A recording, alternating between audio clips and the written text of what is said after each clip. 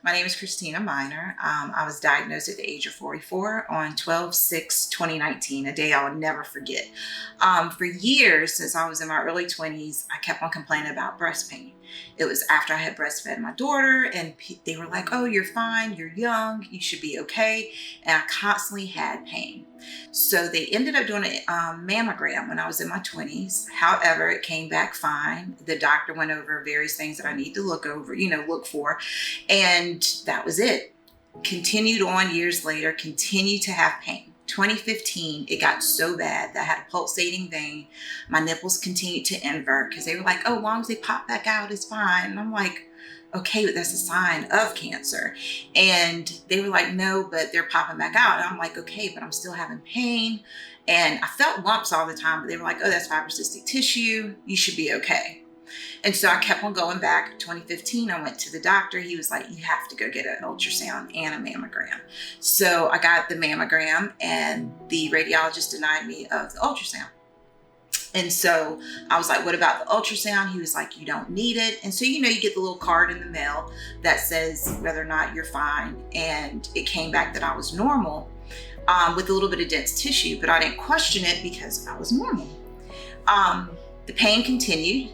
It continued to get worse, but then it kind of subsided a little bit. So I was like, okay, maybe this is just all in my head. So 2019, fast forward, now this has been years later. Now my breast is enlarged. It's severe pain. And I was taking my daughter to do all these college tours, and I was coming back from California, and it felt like there was somebody's fist in the back of my back. And my breast was very heavy. It was enlarging. And I'm like, something is wrong. And they have to give me everything that they're supposed to give me. And sometimes in the medical profession, there's, disparities still within it. And it's unfortunate, but it's just something that we have to advocate for as women and also as African-American women. And so I went back to the doctor, and this lady was like, you have to get, because now I found a lump. And it was very evident it was a lump because it was sitting in the palm of my hand. And the doctor was like, you have to go get a mammogram and an ultrasound. I said, well, they've denied me before. She said, if they deny you, come back. So I went, and they were just moving very quickly. And I had mammogram after mammogram, ultrasound after ultrasound. And I used to work in the medical field. So I'm like, this isn't good at all. This is not a good sign. And so they lost track of how many lumps they found in my chest because it was so many of them. And they were like, okay, the right side is fine. The left side, we're definitely going to have to do a biopsy. So they did a biopsy. The biopsy came back benign. So I'm like, okay, well, what's wrong? If I don't have cancer, what is this? And they were like, well, we don't know, but there's two areas we couldn't reach. There's one, it might be a shadow or a ligament, and the other area is some calcifications. They don't really look cancerous, but they might be. So we're just gonna probably wait for a few more months and then maybe come back, see, if anything is grown. And you don't want us to continue to cut on you. And that's what a radiologist said to me. And I looked at her and I said, have you ever been through this? Have you ever been through this? And she said, well, no. And I said, okay, so don't tell me what you think about what I need or, what I should suggest as far as like not having anyone to cut on me. I said, cut on me if that's the case. So I went to the breast surgeon, and she was like, well, we could wait 6 months. And I was like, no, we're not waiting 6 months, because I knew they could do something within 3.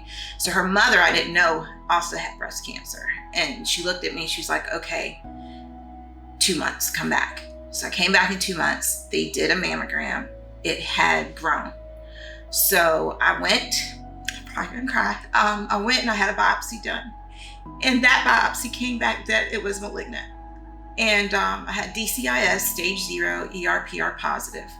But it was a grade 3. So that meant that it was growing fast. So had I waited, because when I went back to find out what my treatment plan was gonna be, had I waited, I had to make a decision within 6 months. So had I waited 6 months, it could have definitely been invasive. So with ductal carcinoma in situ, it's in the ducts, and it hasn't protruded out of the ducts, but it was just a matter of time because I was a grade 3. So of course that was a lot to hear. I told them, call me with the results. I don't care. And they did. And my daughter was at the house, and I usually have myself put together. And I remember just screaming on the phone. All I heard was carcinoma. I didn't hear ductal. And I got angry because her comment was, the radiologist, well, it's the best cancer you can have. There's no cancer. That's the best cancer you can have. Like, well, this is a lower, state. No, I don't care. You telling me I have carcinoma, I have cancer. And I said it 3 times in her ear. And she was like, yeah. And I said, okay. She said, well, the doctor's going to call. And my daughter, and she was just like, oh my God, because I was just crying. And because at that point, what people don't realize is that when you get a biopsy, it's just of that local area. So I knew if we had to do surgery, they could find, invasive cancer. So I ended up getting a call, going in for my first consultation, which I advise anyone, if you go in for consultation or anything, advocate for yourself 100%. If you cannot, have someone with you, ask to record the whole conversation if possible, get all records, because I found out in 2015, to kind of backtrack, in 2015, there was calcifications then. The note is all we usually get. You have to pull your actual files. Now, my chart usually has everything in it, but it's best to pull your files and get your records, because in my records, he covered himself and he said calcifications were found and probably wasn't malignant, basically, but may need to do an ultrasound, but he had an order for it and he didn't do it. So I went to my consultation and she gave me my options for, you could do a lumpectomy with radiation, and then you'll be on tamoxifen for probably up to 10 years as you were grade 3. But usually we start with 5 and then, circle back around. And so she just gave every option. We can keep the right breast because it's completely fine. And I said, no, it's not. I said, it feels like it did when I was in my 20s with the left side. So something's happening on the right side. And she's like, no, it's fine.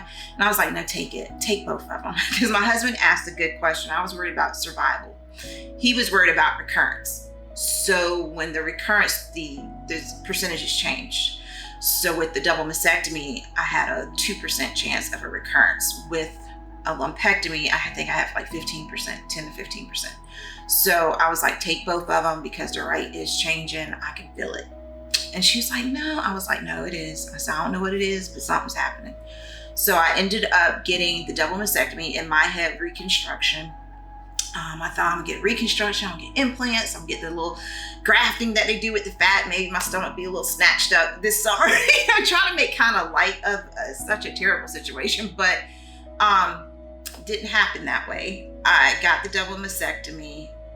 Come to find out afterwards, she came back and she's like, I'm so sorry. You were right. The right side did not have cancer, but it was changing. You would have been back in here in 6 months to a year. So that leads me to know, like, even she said that I obviously had cancer in the left side longer than in my 40s. It was probably in my 30s or early, late 20s. So I ended up doing a double mastectomy with reconstruction, but I started noticing that I was just having severe pain. Now, mind you, at this point, it's 2020, COVID's going on. First cases just came out. Couldn't make doctor's appointments because they shut everything down. I was supposed to have reconstruction, take the expanders out, which expands the skin. So I had those taken out and had the implants put in. But to me, it was God's way of saying, no, that's not the right way, because you need time. And that time allowed me to know that I had a reaction to the implant material, because the expander was made out of the same material as the implant that she was going to put in my chest. So I ended up going through that. My skin was literally deteriorating in front of me. I could feel it. Finally got in to see her. She was like, it looks fine. I was like, no, like something's wrong. Like I'm swelling up. I can't do any more. She's like, is that the size you want to be? I said, no, but I can't take it. Like I feel like it's going to pop open. By the time I got the surgery, it was literally about to come out my chest. The expanders were. My skin, I had lost 2 layers of skin, to the point where when she went in for the incision to open me back up, it exploded all over the OR, and her assistant had to change clothes. It was that bad. The expander exploded because she thought that she had that depth, and she didn't. And it was literally coming out my chest. So I said, well, before I went in, she said, what do you want to do? You want me to try? Because she didn't know what she was really running into. So what I had was called capsular contractor, where the scar tissue, which we all have, encapsulates the breast implant or the expander to protect your body, which is fine. However, mine was like super growing and it was pushing it out of my chest and did not want it there. And so the other thing that I had, because I was having problems walking, I was sick all the time. I had a low-grade fever since the first surgery, and I ended up having breast implant illness, which I had never heard of. But it's basically your body is rejecting the implants, and it's kind of like poisoning your body. So I was very sick. That was probably worse than the breast cancer. And then she said, well, what do you want me to do? We can try some other options. I said, if I'm damaged too much, just leave me flat. So I woke up and she said, you're flat. So she said, well, you can, she said, we can revisit this in a year. And I said, no, I'm done. I'm done.